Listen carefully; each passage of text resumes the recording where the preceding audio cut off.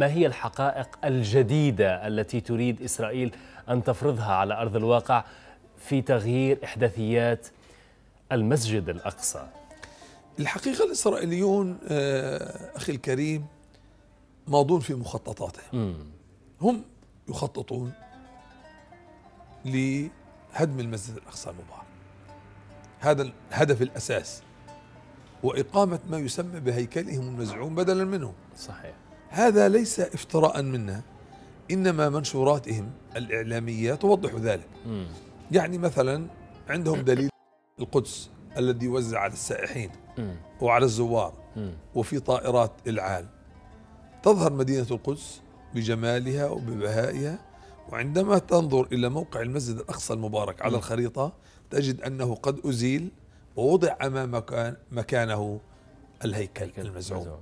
يضعون صورته ويكتبوا عن هذا المعبد الخاص بهم. هذا يوضح أن ما يقومون به من إجراءات ليست إجراءات عبثية، إنما هي إجراءات مدروسة، ومع ذلك هم يعلمون أنهم على باطل، بدليل أن الآثار التي يقومون بنبشها والأنفاق التي يقومون بحفرها منذ احتلال القدس منذ أكثر من 40 عاما، حتى الآن علماء الآثار عندهم في الجامعات العبرية يقولون بأننا لم نعثر على أي أثر. إذن هم لم يعثروا ومع ذلك ماضون في غيهم. فكيف نحن أصحاب الحق معنا شهادة طابو، شهادة من القرآن بأن هذا المسجد ملك لنا؟ لذلك يجب أن نتصدى لهذا المخطط.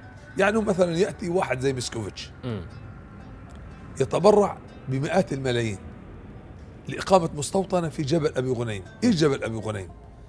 لما فتح المسلمون القدس جاء صحابي اسمه عياض بن غانم لأمير المؤمنين عمر رضي الله عنه خليفة المسلمين وقتئذ، طلب منه أن يقطعه، فأقطعه هذا الجبل وقفا عليه، فسمي الجبل بأبي غنيم نسبة إلى هذا الصحابي عياض بن غانم.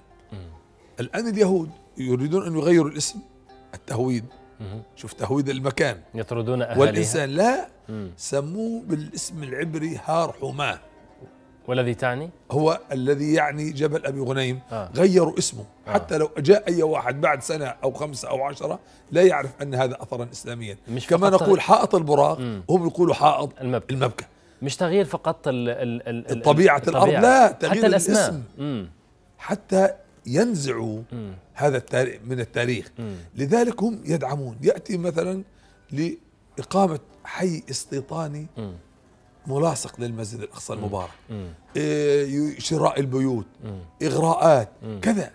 إذا نحن لابد أن نجابه هذه القصة التهويدية بمجابهة أخرى.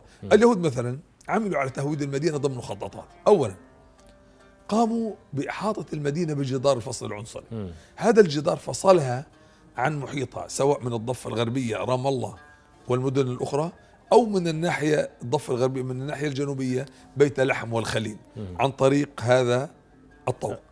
نقطة ثانية، قاموا بعمل طوق آخر أضيق، أن البلدة القديمة القدس قاموا بمحاصرتها بمستوطنات أشكول ومعالي أدوميم وغيره حتى يفصلوها عن محيطها. بالتالي قطعوا أوصال المدينة عن محيطها. يعني فصلوا البلدة القديمة عن الرام، عن أبو ديس، عن العزرية. هؤلاء منهم مواطنون مقادسة لكن لم يستطيع الوصول. منعوا البناء. أنت تريد أن تبني، ممنوع. يفرض عليك ضريبة، أنت لا تعمل، فماذا ستفعل؟ ستخرج، فإذا ما خرجت فقدت هويتك الزرقاء، بالتالي لم تعد مواطنا. هم يضيقون على المواطن المقدسي حتى يخرج، حتى ييأس، حتى يستسلم للواقع المر. طيب، سنتحدث في بعض التفاصيل حول المستوطنات وحول الجدار العازل، ولكن أريد أن أعرف حتى يعرف المشاهد أيضا المعتقدات الدينية لدى هؤلاء اليهود في هذه التغييرات التي يجريها على أرض الواقع. الحقيقة هم يستندون إلى ادعاءات لا أساس لها من الصحة، بأن لهم حقا تاريخيا في فلسطين أو حقا دينيا بأنها أرض الميعاد وأن نحن نقول أن الأرض كما في القرآن يرثوها عبادي الصالحون. كل نبي كان يتولى أموره في وقته. وعندما بعث نبينا صلى الله عليه وسلم أراد الله سبحانه وتعالى أن يشرفه بما لم يشرف به غيره، فجمع الأنبياء كلهم. وأين جمعهم؟ في المسجد الأقصى، وصلى بهم إماما. وأنت تعلم من الذي يؤم القوم. صحيح. هذا يعني أن جميع الأنبياء قد سلموا الراية للرسول عليه الصلاة والسلام. ومن المعلوم أن كل نبي كان يبعث إلى قومه، فمثلا كان سيدنا إبراهيم عليه السلام وسيدنا لوط عليه السلام في آن واحد، كان أبناء مثلا يعقوب في آن واحد، لكن نبينا محمد عليه الصلاة والسلام لا نبي بعده، فمن حمل الراية من بعده حملتها أمته. والقرآن خولنا بأننا نحن الأمناء لحمل أعباء هذه الرسالة. قال الله تعالى: إن أولى الناس بإبراهيم للذين اتبعوه وقته، وهذا النبي أي محمد عليه الصلاة والسلام والذين آمنوا. فهذا الحق التاريخي بأن يزعمون أن إبراهيم يهودي، هذا كلام فارغ، لأن القرآن قد فند ذلك بقوله تعالى: ما كان إبراهيم يهوديا ولا نصرانيا ولكن كان حنيفا مسلما.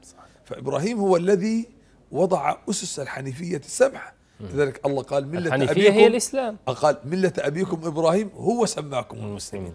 صحيح. فلذلك نحن ورثة سيدنا إبراهيم عليه السلام، وكما يقولون إسحاق ابن إبراهيم هو إسماعيل ابن إبراهيم. صحيح. وإسماعيل هو الابن الأكبر. فلذلك نحن يجب أن نكون منتبهين.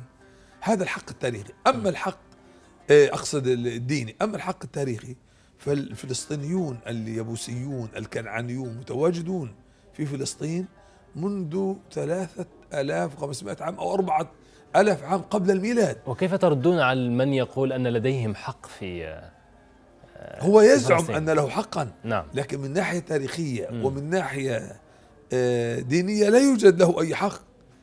نعم. إذا كان لك حق أين هذا الحق؟ ما فيش ما يثبت. يعني أنا أضرب لك مثالا على ذلك. هم كما قلت في البداية يقولون بأن الهيكل يجب أن يقام على أنقاض الأقصى، وهم الآن يحفرون: إن رفضتم أيها المسلمون إعطاءنا ما فوق الأقصى فأعطونا ما تحت الأقصى. هم يقولون هكذا، وهذا كان حتى في المفاوضات السياسية. لذلك أنت ما فوق الأقصى وقف وما تحت الأقصى وقف، هي واحد. ما يدل على أنهم لا يعتمدون على الأسس السليمة. عام 2002 قاموا بوضع حجر الأساس للهيكل. أين وضعوه؟ في سلوان. طيب كيف تضعوه في سلوان وأنتم تقولون أنه مكان الأقصى؟ متناقضين. هذا يدل على أنهم تناقض واضح.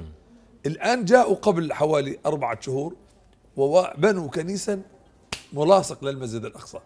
طب أنتم تقول بدال الأقصى وتقول بأنكم لم تعثروا على أي أساس، فإذا لم تعثروا فأين حقكم؟ هذا الذي يقول علماء الآثار: والفضل ما شهدت به الأعداء. نعم. طيب. فلا يوجد أي حق لا ديني ولا تاريخي ولا سياسي.